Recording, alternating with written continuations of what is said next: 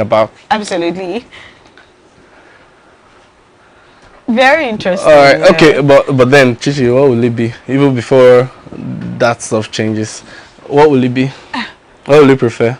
You will hear from me at the end. Just look at what Daniel Rega says. His reply to that, that question. A doctor in Nigeria is better than a cleaner abroad in terms of class. It's not just about how much one earns.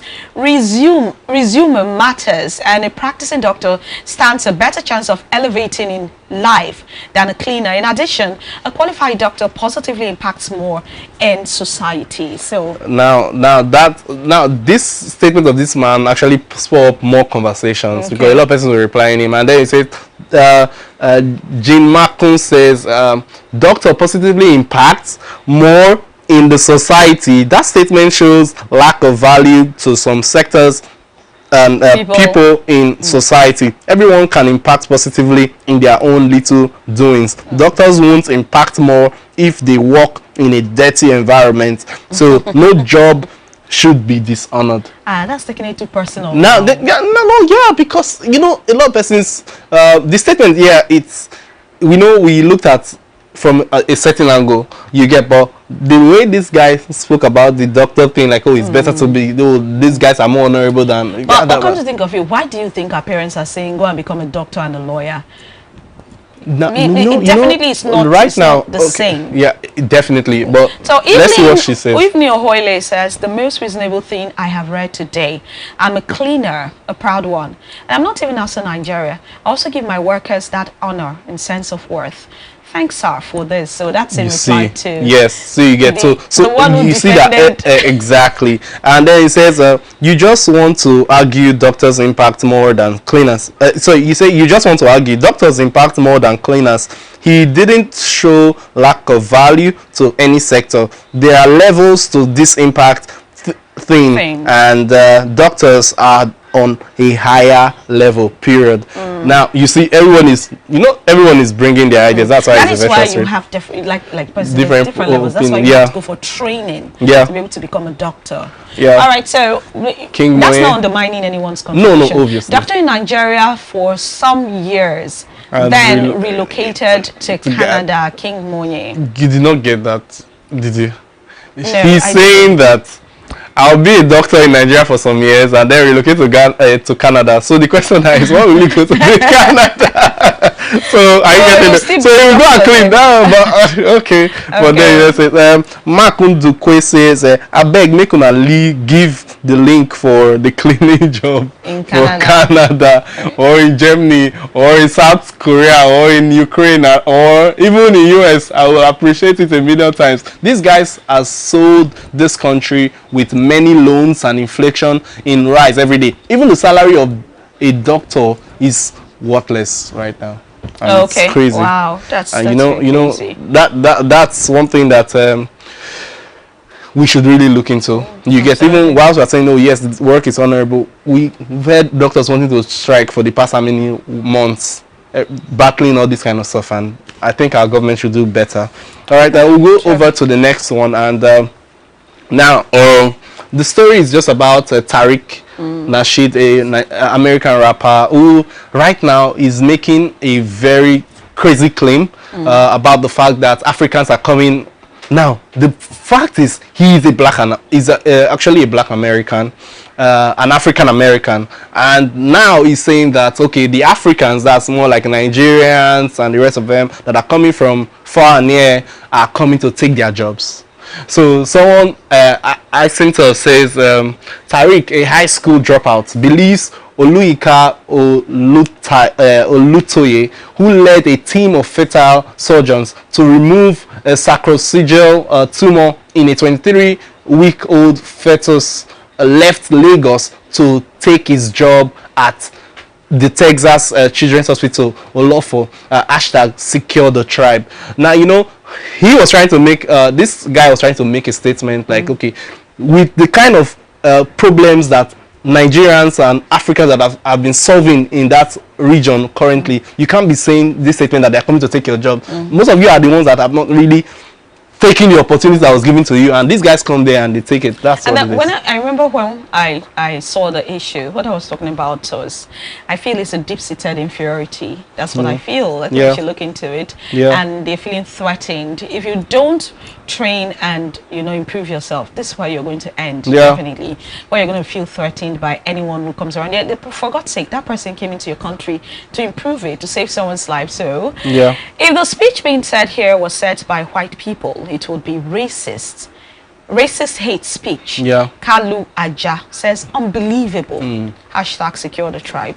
And then last what matters is, okay, this is Ms. Kudra saying last what matters is what they will be benefiting from the system. As long as they are not benefiting from it at the moment they will always have someone to blame. That's exactly what is happening.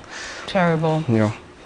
Prince AAF says, until Nigeria gets better, we're a threat to the world. We will go anywhere where good life and its conditions are fine. We can work and reach to the top. We are the Jews of the black race. Honestly, and I totally agree. And then Ethan says, Nigeria and every other African country will drag each other every other day, but the moment an outsider mentions Africa, the big bro is Nigeria arise to defend the black continent. Honestly, and really Nigerians really actually put this on the map, and I think kudos to everyone on the media space. Okay. All right, so I've said it before, I will say it again. Education is not scam. Going to school is not old-fashioned. It's still the surest way out of poverty. King Tunde Babatunde. All right, I think we'll take just one more there, and we'll take Lola OJ says, Lord, please let Nigeria work in my lifetime so that I never have to listen to such conversation in the future. This is so embarrassing. But okay, thousands of educational scholarships across U.S. universities, they don't apply for this. When folks from Nigeria apply, come over there, study, then start earning good money.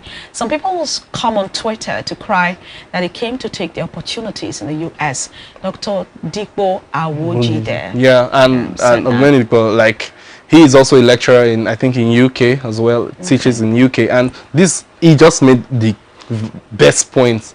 These opportunities are there for them. It's open for everyone. You go online, you see scholarships apply and all these things. You guys don't take advantage of those things in your country. Persons that take advantage of it, you are crying. And anyway, all right, let's that's all we can take for the show. When we return, we'll be going into, like what Chichi likes to call it, the crux of the matter. Stay tuned, Arise Africa. I'll be right back.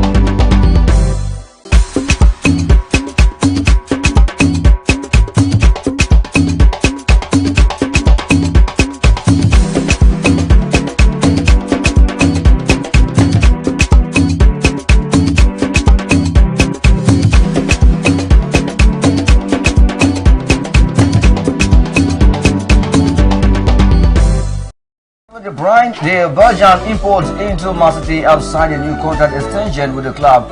Mega prediction: Chelsea and United. It's Arsenal this weekend and Liverpool. Zinedine Zidane knows that this is not the best time to talk about Salah. Liverpool have a very important game to play against Real Madrid. Let him go to Barcelona. I repeat, Mourinho will never accept. Now you have so many attacking players in that team. ABN Sports, showing live Tuesdays and Thursdays, 11 a.m. West African time on the African Broadcasting Network, ABN.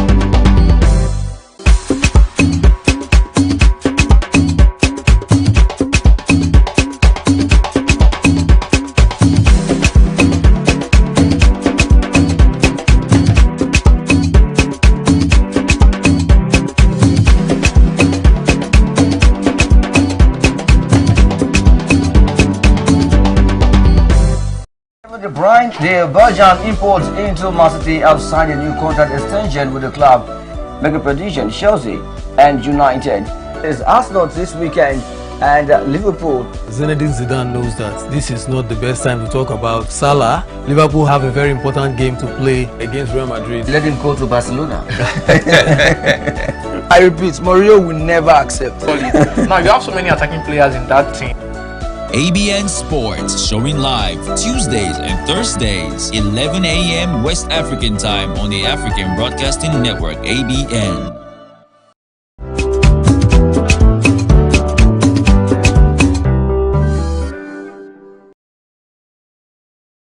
We're looking for ways to move forward in our career this year, and that's what we've been talking about for a couple of weeks now. Today we have a guest in the studio who is an associate consultant working as a research, learning and development consultant in a consulting firm. He's experienced in project management and quality assurance in oil, gas and development sector, and is here to talk about driving your career path in the year 2022. How will you accomplish going higher, better, stronger, making more progress in your career? That's what the show is all about. And he is Mr. Tariq Nasheed. It's a Mr., right? Yeah. Yes. All right, welcome. It's good to have you on the program today. Thank you for having me. It's all my pleasure. Welcome to the show, boss. Thank you. Welcome. Thank you Good to have you. Thank you. Having us, one good thing about the show is we try to bring in people that are actually skilled in most of all these things. For example, now we're talking career. You are a development consultant, and you should be able to really give us great knowledge. So one question I want to ask right now is, what does it mean to drive one's career? Thank you for that question. So I'd like to start, with defining what a career is, because the definition of a career has changed, in recent times. Of course, because before now, the definition was what I called boxed, because people only looked at what you do or what you're doing from 9 to 5 in defining your career. But of course, that has changed. Because the workplace, of course, has evolved over time, and it encompasses, ourselves and the works we do. So you have people who do. I know a pharmacist who's an event planner, big time, right? So it's a combination, of all, you're involved with as a person. Even as a married person, that's a career. To be honest, it's part of your career. Really? Everything you do, that sort of drives you, because of course, your marital home is going to, in one way or the other, impact, what you become in the office. How you climb up the political ladder, your formal sector ladder, and just name it. So your career path really speaks to you and all of the works that you do, during the day, at night. And as the workplace has changed, where we talk about the gig economy, where you have people doing short-term jobs, you have people working remotely, the definition has really changed. So we go to the question, says, how do you drive, or what does it mean? So driving your car, what does it mean? It means how you steer. So I like to give a very practical analogy. I knew I was going to be here. I got into the car, and because I had a destination, I drove down. So it applies to our career as well. It speaks to how you steer yourself through the path, that you have created to get to your goals. I know we may, want to, talk about goal settings and the rest, maybe, because of course it's a very important part when you talk about career, driving your career, and your career development. But driving your career simply means just steering yourself or navigating the course that takes you to your goals and your objectives. So why is it so important to do so? Of course, simply, if you don't drive it, you don't go anywhere. So the thing is, your career will not just happen. We need to establish that it will not happen. So if you need to sell a product, for instance, so maybe selling a product, maybe we could get into discussing that, maybe part of your activities that would drive your career.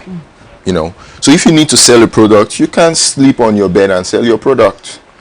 You need to actively go out there to sell your product, for instance. So it's important to drive your career, because your career will not just happen. You have to drive it. You need to make it happen. Your steps, your decisions, your activities, and whatever you will make it happen. So you need to drive your career.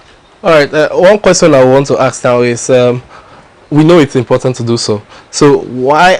How would one now identify the direction in which his or her career is supposed to go through? That kind of stuff. Like you mentioned, someone that is a pharmacist and also doing event planning. So how do one now say, okay, maybe I have so many passions or something? So how do one navigate? Yeah, I would like to talk from my experience. Again, I'd like to establish that, to be honest, I've seen, or heard people who try to provide a one-off solution, to understanding or knowing your career path.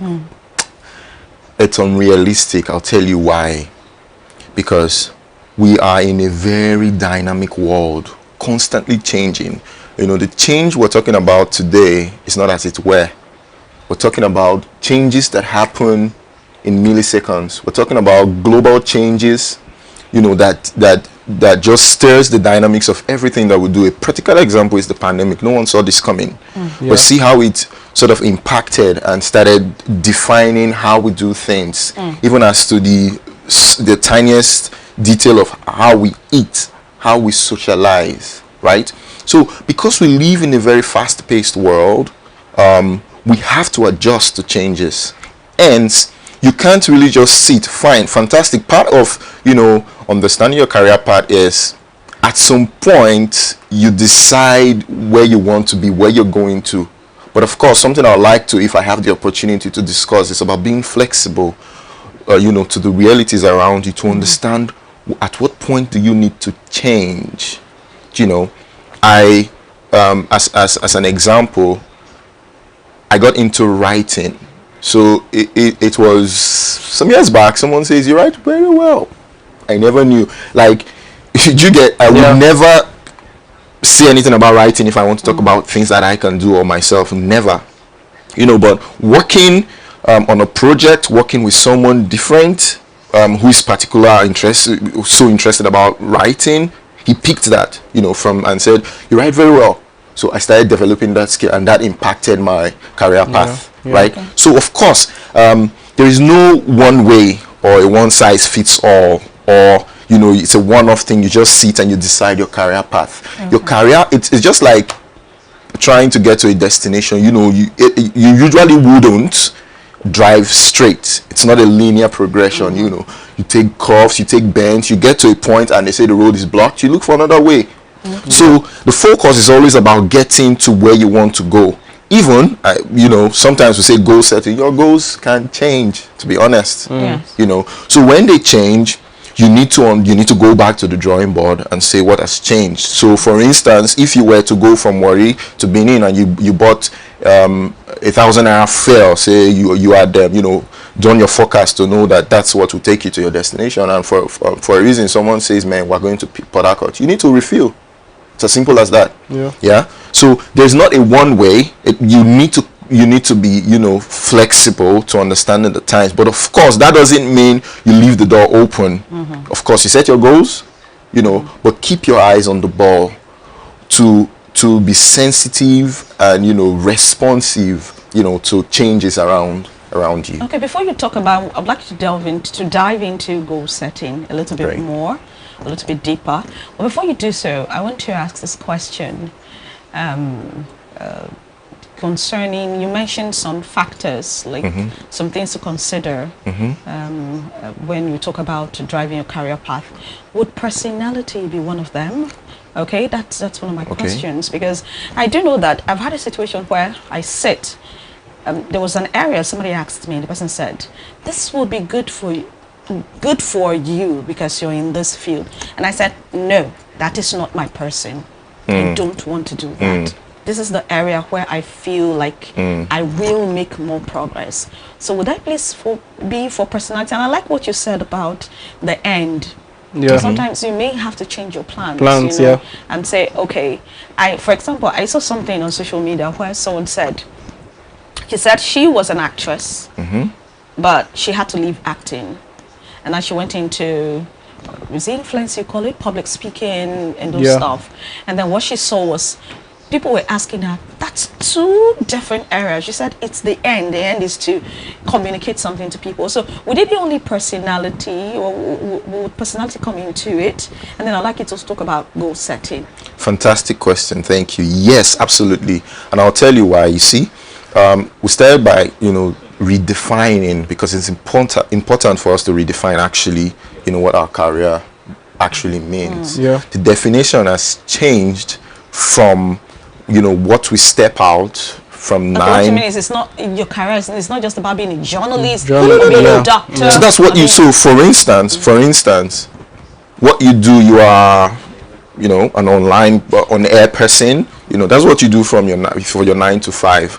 But you may be big in fashion, and you're interested in how people look.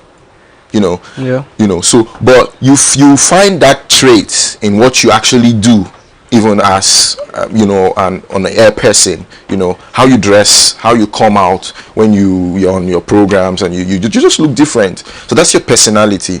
So you see that our personalities always creep into our career. Now, that's why it's important when you are, because of course there are factors that help us make those decisions, career decisions as we call them. One of it is the reward we get for what we do. Of course, money. Let's break it down to money. So that's where the risk lies, because as we walk our way through our career path, we get drawn towards how much we can make, which is fantastic, right? But you see people who are frustrated with what they do because they are unable to immerse or introduce their personality, any of the different personalities, or their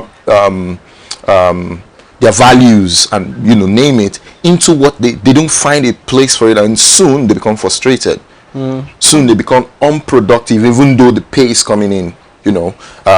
So of course, yes, your personality should be a defining factor. You should be able to look at, if I go in here, how can I immerse myself? You know, will I just be a product of what my work environment wants me to be, and that's it? You know, it's not safe for you. Of course, you may want to take the risk because of you know what you're being offered, or you know the reward you will get from. But it's because now there is a lot of conversation around your well-being, and it's important. You know, especially with the way times are, it's important that you don't receive the very interesting pay month end, but you know you feel sad every day. Your mental health, it's as important as the cash you receive month end, you know. So but when you're able to find yourself, when you're able to introduce your personality into what you do, it doesn't necessarily need to be, you know, there are components of what we do. So a component of what you do is looking nice on air. That's a component, one component. Another component, of course, is speaking fluently. Those are components. But say if your personality is to dress well, you know, and you go into somewhere where your dressing doesn't count, and before you know, you get influenced into not paying attention. And before you know, you start feeling sad. You start feeling bad about yourself because you is to always look nice, you know. So it's important for us to find our personality in what you do. So you asked another question. Yes, goal setting. Fantastic. Of course, every time we talk about goal setting, it sounds like a cliche, you know, because of course, but regardless of what you think, sounding like a cliche, sounding like a broken record, it's the only way to go. Only way to go. It's the only way to go. Again, perfect analogy. I left my house. Imagine if I had my car filled to the brim, fantastic, well dressed, behind the wheel, but I'm not sure of where I'm going to. I will drive around. You know, I was coming, I hit a traffic. I was telling you about it. Because I understood where I was going to, I parked and I crossed over because my goal, you know, is clear. Of course, we can't overemphasize the need for goal settings, to be honest. Gives you clarity, yes, like you mentioned. Yes, it gives you clarity, it gives you focus. Then it allows you to outline the other factors you need to propel you. So if I'm going to the US, I will not go by road. So because I understand my destination is the US, I know that I need to start working on my visa. So you see how your goal or your destination, we can use them interchangeably, you know, sort of now helps you understand what you need, you know, to get there. Absolutely. I think I like what came to my mind while you were talking, like your goal determines kind of in a way like how high you can go, because by the time you set a goal that's, well, realistic goal anyway, you know, that's really high, you'd want to hit it. So you want to set your plans, you know, in line in consonance something that we with, work, you know, the goals that you. Absolutely. I think this is really inspiring. I'm so glad we're having this conversation today. Yes. Really inspiring. Very great. And yeah, you know, I know you said a bit of yourself, but I think people want to know, like, okay, how did you drive your own career path? Like you as a person, like, but you've spoken about people and all. So how was it for you to really navigate your own way to where you are now? Okay, thank you. Fantastic. So I'll talk about three things, and these three things were also tied to what I would advise anyone who's, you know, focused on driving their career. I started, you know, working in the oil and gas sector. I did things around project management. I did things around quality control, quality assurance. I did things around business development, you know, basically. But then I moved and I got into the development sector. So why that change, and ties to what I said earlier, that change happened because, to be honest, when I got into the oil and gas sector earlier in my career, we're talking career now. It was a long-term plan, I'm just being honest. So I didn't get in saying I'll stay for a year or 2 or 3 and get out. No, it was a long-term plan. But because I'll talk about 3 things as I, you know, narrate my path. I'll talk about networking, I'll talk about flexibility, and the last thing will be networking, flexibility. When I remember, I'll get into what it. about training? The type of training. Fantastic. So what I call it is having a learning culture. Fantastic. Thank you for that. Fantastic. So 3 things: having a learning culture, flexibility, and networking.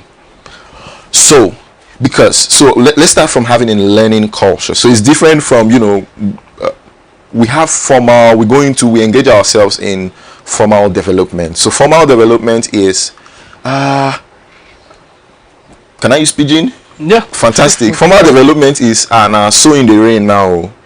You go sit down for somewhere. So you would subject yourself deliberately. Maybe who's training you tells you will be coming for the next 6 months or for the next 4 months.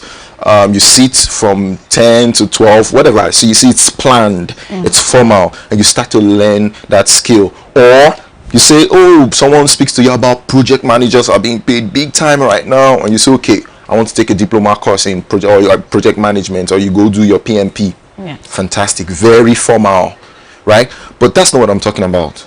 I'm talking about having a learning culture. So a learning culture differs. What that means is every minute of your life you learn. So you don't necessarily need to pick up a book or get a recommendation for a course online, but you are actively, for instance, I learned how to look at the camera just from here, but I paid attention to the instructions you gave. So having a learning culture, it's very, very important, because I think our abilities are numerous. I strongly believe that we do not know how much we can be, to be honest.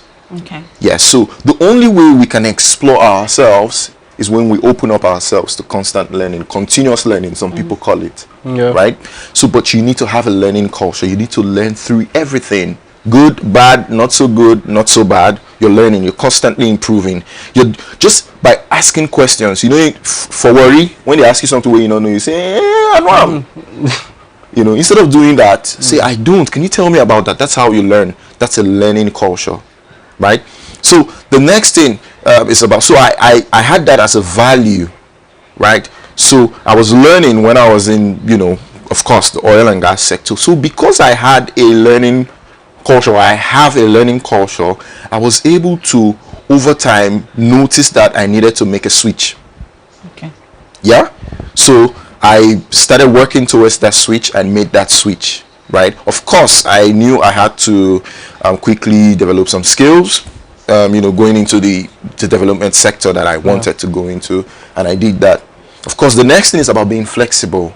Okay, so because I think this starts from as young as when we are in primary school. You remember when our teachers would say, what do you want to be? We say, I want to be a doctor, I want to be a nurse, engineer. It's usually, I want to be a lawyer, doctor, usually around, those 4 areas. And we sort of grow with that mentality, and we're forcing ourselves to be the things that we have said. We want our words to confirm with our reality, but not exactly. We need to be flexible to understand where our interest is driving us towards, and where the realities or the reality around us is driving us towards. For instance, my degree is in computer science. Okay. Yeah. So, and I love the computer. I like doing things, they call them soft work. I like doing things that you don't have to sweat over. Okay. Permit me to just it's fine. cut in. Yeah. We're kind of out of time. Okay. And I'm glad you mentioned networking. Yeah. Networking, flexibility, and having a learning culture. Oh, okay, great. We really learned from that. So I'd like you to do a wrap, maybe just some challenges and maybe solution very quickly, probably in a minute. Yeah, so I'll start from challenges. Of course, we are in a fast-paced world, and for smart people, there's a peculiar challenge. You really are not sure what to do, to be honest. I've been there before. Okay, things that you think you cannot do, you get thrown into it, and you start doing it perfectly well. So you start thinking, oh, I never knew I could write. Oh, I never knew I'm a people person. I can manage people. Because there's now so many things yes. coming at you. So the challenge can be as small as what can I even do, or what should I be doing? What's exactly my career? That can be a big challenge. When you're stuck with making that decision. So what I say is, just follow your instinct, if I may. Follow the realities and pay attention to what satisfies you. Because as we go through our career path, different things will become our satisfaction. So at some point, you just want to get into a corporate environment. That's it. You're fine. The fact that you can just put on your tie, and get into the office, you are good. You feel fulfilled. At some point, it becomes the reward. At some point, it becomes the recognition. You want to be out there. At some point, it becomes just impacting lives. Just name it. So follow your instinct, follow what satisfies you. Into making the decision. There definitely has to be changes with time. Actually, absolutely. There always be. Yes. But what the guiding thing is the value. Yes. The value. Right. Yeah. Awesome. Thank you very much. Thank Always you. A pleasure. I think that's all we can take for the show today. We say a big thank you to Mr. Toju Omagbemi. Thank you, boss, for. Thank you, my pleasure. We're just sitting. We noticed we're just sitting and we're learning a lot from you, honestly, and it's amazing. Thank you very much. Thank you, my pleasure. All right. Chichi, any last words? Okay, I guess this where the journey ends for us today. Join us again same time next week. Yeah, okay, and do not forget that Arise Africa is open for sponsorship, so do well to reach out to us with all the numbers on the screen. Make sure you send us those messages and ensure that you reach out to us. It's very important that you do so. We'll see you next week, and for now, and it is bye for now. Bye for now.